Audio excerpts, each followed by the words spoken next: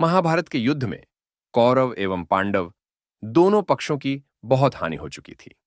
अश्वत्थामा ने अपने स्वामी दुर्योधन को प्रसन्न करने हेतु द्रौपदी के सोए हुए पांचों पुत्रों के सिर काटकर दुर्योधन के सामने प्रस्तुत किए। दुर्योधन को भी यह नीच कार्य अरुचिकर ही लगा था। द्रौपदी अत्यंत व्याकुल हो गई। तब अर्जुन ने उसे सांत्वना देते हुए प्रतिज्ञा की, मैं उस आतताई ब्राह्मण का शिरच्छेद करके तुम्हें भेंट करूंगा। पुत्रों की अंत्येष्टि क्रिया के बाद तुम अश्वत्थामा के सिर पर पैर रखकर स्नान करोगी। उसके बाद मैं तुम्हारे आंसू पोंछूंगा। गांडीव धनुष लेकर अर्जुन रथ पर सवार हो गए। कृष्ण स्वयं अर्जुन के सारथी थे। रथ गुरुपुत्र अश्वत्थामा के पीछे दौड़ा। निर्दोषों की हत्या से अश्वत्थामा भी उद्विग्न हो गया था।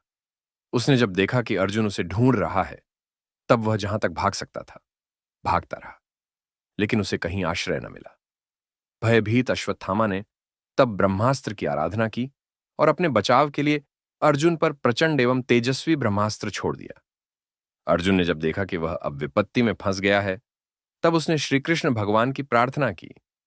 भगवान ने उसे समझाया कि ब्रह्मास्त्र का प्रयोग अश्वत्थामा ने किया तो है, लेकिन वह इसे लौटाना नहीं जानता।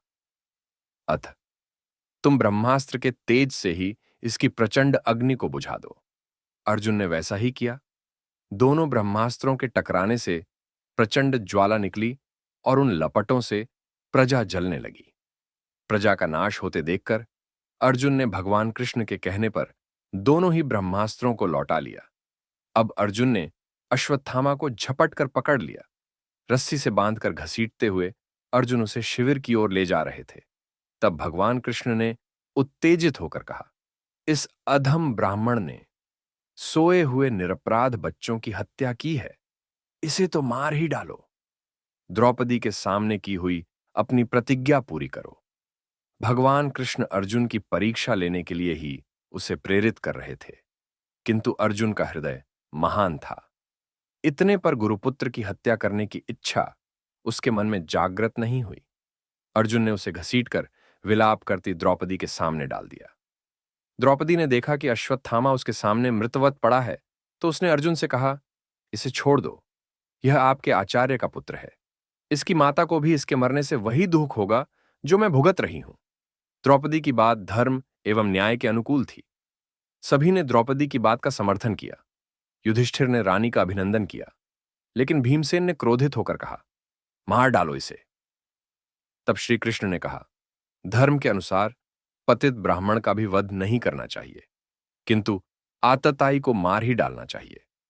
अब तुम अपनी प्रतिज्ञा भी सत्य करो तथा भीमसेन, द्रौपदी एवं मुझे जो प्रिय हो वह भी करो।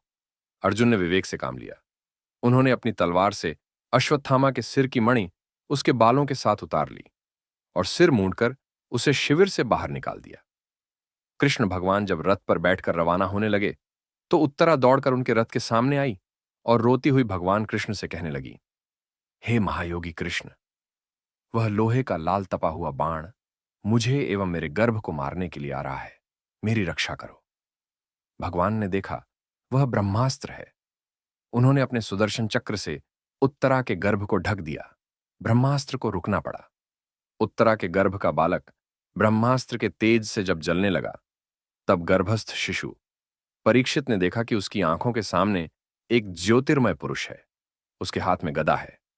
तेजस्वी चतुर्भुज पुरुष स्वयं शिशु के चारों ओर घूम घूमकर ब्रह्मास्त्र से उसकी रक्षा कर रहा था।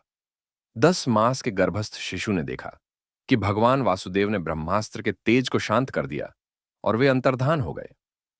उपयुक्त समय पर शुभ लग्न में पांडु के वंशधर परीक्षित का जन्म हुआ। पौत्र के जन्म की बात सुनकर राजा युधिष्ठिर अत्यंत प्रसन्न हुए। मंगलवाचन, जातकर्म संस्कार आदि को पूर्ण करवाने पर दान दक्षिणा से ब्राह्मणों को संतुष्ट करके उन्होंने बालक के उज्ज्वल भविष्य के विषय में जानने की इच्छा प्रकट की। आप सुन रहे हैं श्रीमद् भागवत की कहानियां स्प्रिटिफाई पर। लाइक, शेयर एंड सब्सक्राइब जरूर करें। Thank you.